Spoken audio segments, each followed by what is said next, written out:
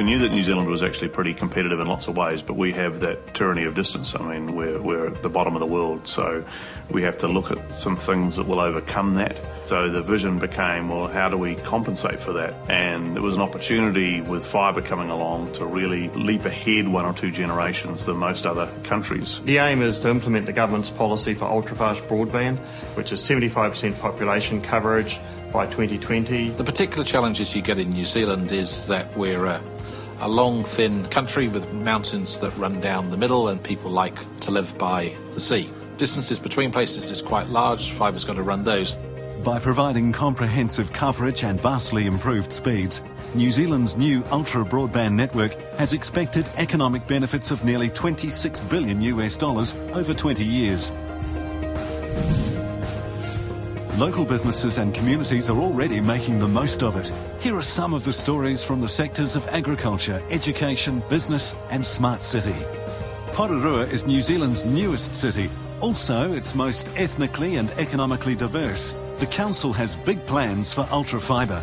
Well, we got pretty excited when we first spoke to Chorus about their plans for UFB, Ultra-Fast Broadband rollout, here in the Wellington region, because it was quite obvious that Porirua was going to be one of the first cabs off the rank. It's certainly true that there's a lot of people there, not only residents who would actually readily join up to this service for some of the fast download opportunities it represents, but also a lot of home-based businesses that would actually enjoy having fast internet capability up and downstream. So that's been a really important part of supporting what's sometimes seen as a less visible part of our economy.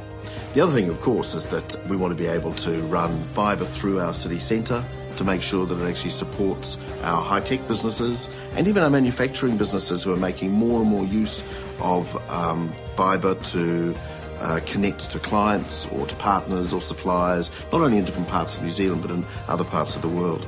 Heading into the country, we visited Dan Hinton, a dairy farmer in the North Island. So we're milking 620 cows on 159 hectares, producing around about 2.5 million litres of milk.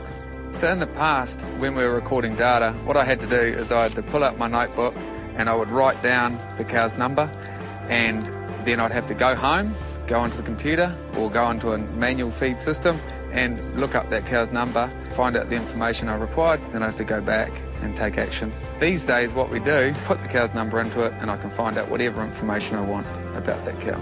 Our farm business is far more competitive now with fast internet. I'm able to look up information on the internet when I want it rather than having to go to town, go to a library, go to a research facility to find good, accurate information. So on-farm productivity transformed by faster broadband, mostly because you can collect and you can share more data about what's going on in your farm, and that enables you to make better decisions.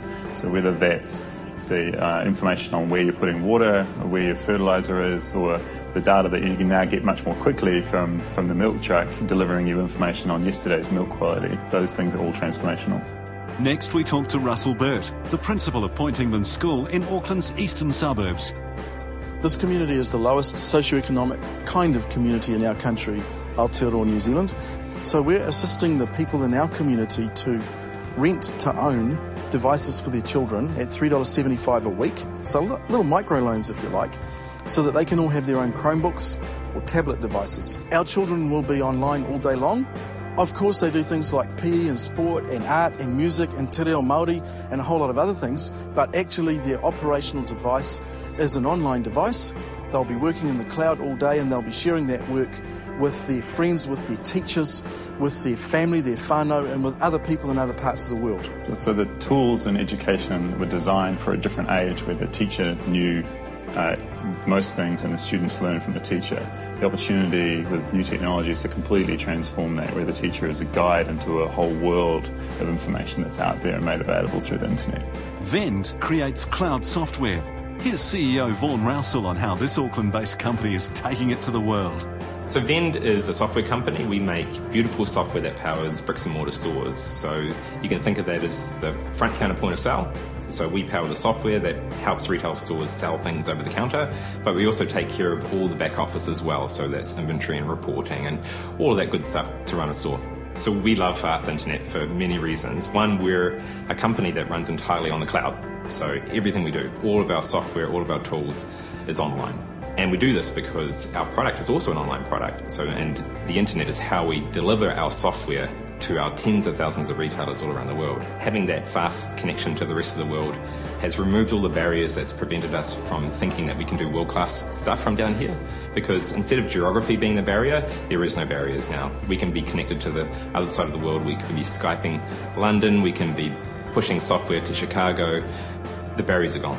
But when you think about where New Zealand is in the world, we're a really long way from key markets, and so the opportunity for broadband is to shorten that distance and bring us closer to the world.